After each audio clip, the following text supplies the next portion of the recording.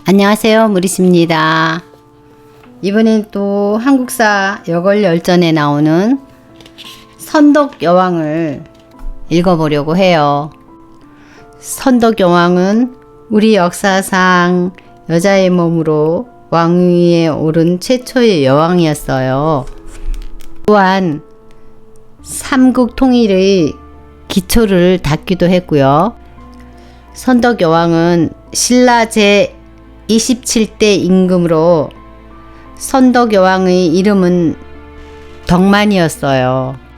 632년에 진평왕의 뒤를 이어 16년간 나라를 다스렸습니다.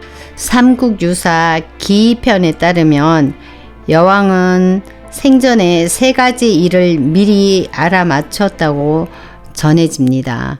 그리고 선덕여왕은 독신이 아니었고요. 결혼을 3번이나 했다는 사실입니다. 여왕으로 즉위한 뒤 삼서제라는 게 있었는데 이것은 아들이 없을 경우 3번까지 결혼할 수 있는 제도라고 합니다. 그러면 선덕여왕은 몇 살에 왕위에 올랐을까요? 즉위할 때 나이는 적어도 43세? 많으면 48세쯤이라고 추산된다고 합니다. 그 당시 지금으로부터 1400년 전에 결혼 정년기가 15세였던 때를 보자면 여자 나이 50살이 가까우면 할머니였겠죠. 여왕은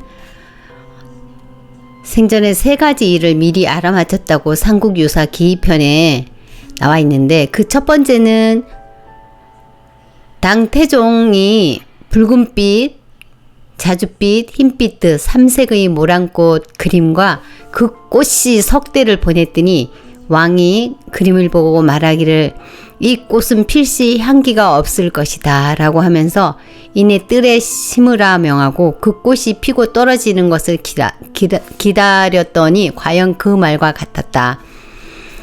둘째는 영묘사 옥문지에서 겨울철에 수많은 개구리가 모여 3, 4일을 두고 울었다. 국인들이 이를 괴상히 여겨 여왕에게 물었더니 왕이 서둘러 각간 알천과 필단 등을 시켜 정병 2000명을 뽑아 빨리 서쪽 교회로 나가 여군곡을 찾아가면 반드시 적병이 있을 것이니 그들을 습격하여 죽이라고 했다. 두 명의 각간이 명령을 받은 뒤 각각 군사 1000명을 데리고 서쪽 교회로 가서 물었더니 부산 밑에 과연 여군곡이 있었고 백제 군사 500명이 와서 그곳에 숨어 있었으므로 한꺼번에 잡아 죽였다. 백제 장군 우소는 남산 고개 바위 위에 숨어 있었으므로 에워싸고 쏘아 죽였다. 또 후원군 1200명도 역시 습격하여 한 명도 남김없이 죽었다. 셋째는 왕이 아무런 병도 앓지 않을 때에 여러 신하에게 말하기를 내가 아무 해 아무 달 아무 날에 죽을 것이니 나를 도리천 가운데 장사 지내라고 했다. 여러 신하가 도리천이 어딘지 몰라 물었더니 왕이 이르기를 낭산 남쪽이니라고 했다. 왕이 말한 그날이 되자 과연 왕이 돌아가므로 여러 신하가 낭산 남쪽에 장사 지냈다. 그 뒤 10여 년 만에 문무대왕이 사천왕사를 왕의 무덤 아래에 지었다.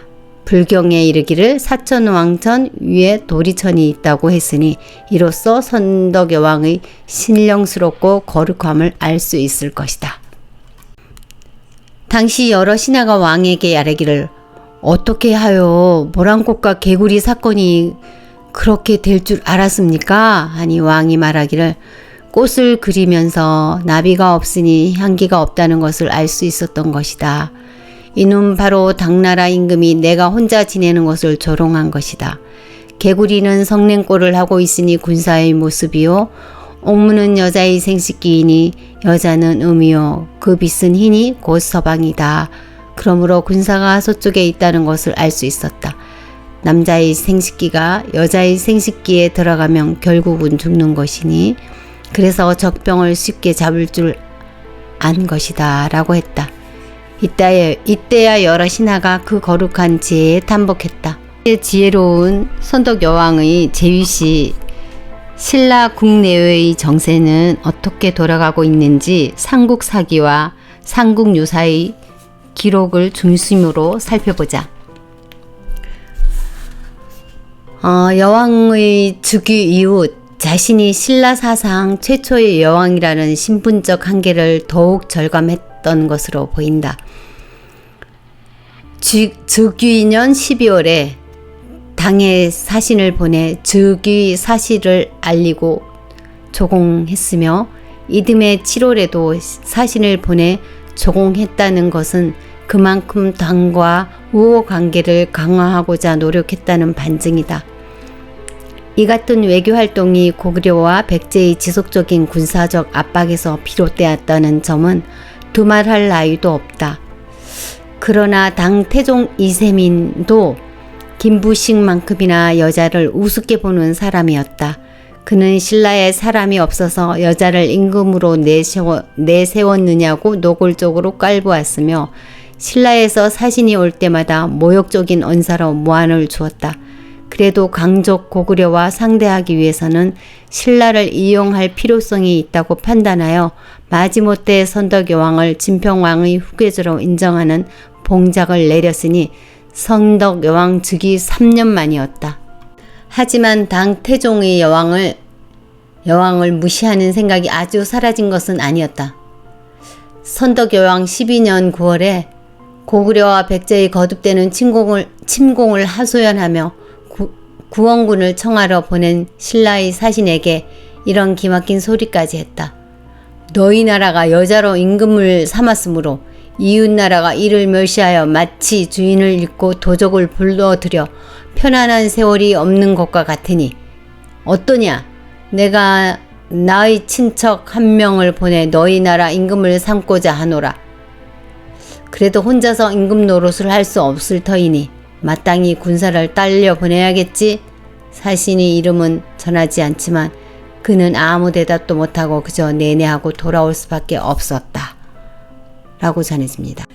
이렇게 선덕여왕은 즉위 초부터 대외적으로 당과의 외교 강화를 통해 국가안보를 기하는 한편 대내적으로 불법의 힘으로 민심을 통합하여 국정의 안정을 기하고자 대대적인 불사를 일으켰다.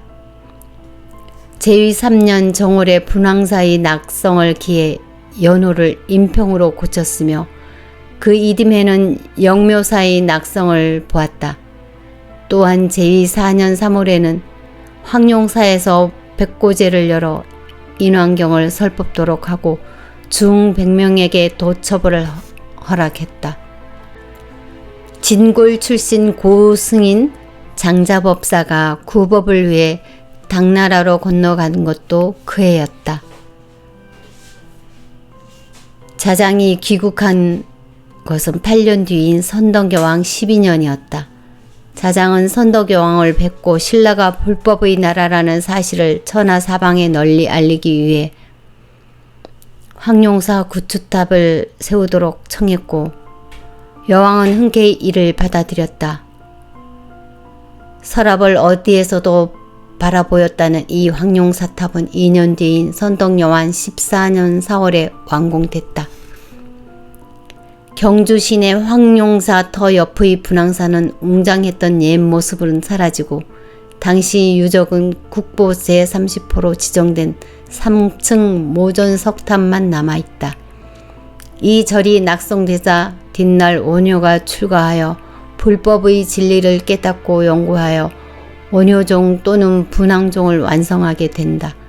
또한 분황사는 그 이름이 뜻하는 향기로운 황제의 절에 걸맞게 신라 최초의 여왕인 선덕여왕의 원찰로 지어진 절이었다. 또한 여왕의 즉위를 불교의 힘을 빌려 정당화시키려는 의도였다고 해석되는 것이다. 나라 밖에서는 북쪽에서 고구려가 서쪽에서 백제가 쉴 새 없이 침범하여 하루도 국경이 조용한 날이 없는데 도성에서는 숱한 재물과 인력을 기울여 불법 진인이라는 명목으로 거창한 토목공사를 계속하니 자연히 불평불만과 반대의 소리가 나오지 않을 수 없었다. 선덕여왕 16년 제2 마지막 해인 647년 정월에 비담과 염종이 반란을 일으켰다. 특히 비담은 그 지난해 11월에 이찬에게 국무총리 격인 상대 등으로 승진한 인물인데 이들은 여왕이 정치를 잘못하고 나라를 잘 다스릴 수 없다는 명분을 내걸고 군사를 일으킨 것이다. 명활상선을 근거지로 하여 일으킨 비담과 염종의 반란은 한때 기세가 높았지만 알청과 김유신 등의 활력으로 결국 진압되고 말았다. 하지만 즉위 직전에 칠석과 석품의 반란을 겪었던 선덕여왕은 또다시 터진 귀족의 반란에 큰 충격을 받았다. 이미 60고개를 넘긴 노령에 전부터 앓던 지병까지 겹친 여왕은 마침내 더는 견디지 못한 채 쓰러지고 말았다. 그리하여 반란이 채 진압되기도 전인 그해 정월 8일 세상을 떠났다. 추산해보건대 선덕여왕이 48세에 즉위했다면 그의 나이 64세였을 것이다. 현재 경주시 인왕동의 반월성과 대릉원 사이에 우뚝 서 있으며 불국사 석굴암과 더불어 고도 경주의 상징처럼 되어 있는 국보 제31호 첨성대가 바로 선덕여왕 때 만들어졌다. 첨성대의 용도가 당시 천문 관측대였다는 주장이 그동안 정설처럼 굳어져 왔는데 최근에는 이 첨성대야말로 다름 아닌 선덕여왕과 33천 도리천을 이어주는 하늘 기둥이요 지상의 통로였다는 새로운 해석이 나와 주목을 받고 있다는 점도 덧붙여 준다. 역사상 여자의 몸으로 왕위에 오른 최초의 여왕으로서 불법 진흥을 통해 서라벌을 불국토로 이룩하기 위해 애썼으며 뛰어난 인재들을 박탈하고 양성하여 이른바 삼국 통일을 기초를 닦았고 이미 몰락한 진지왕의 자식들과 가약의 신김씨 세력을 포용하여 뒷날 고구려와 백제를 멸망시키는 주역이 되게 한 사실로 여실히 증명된 바 있다.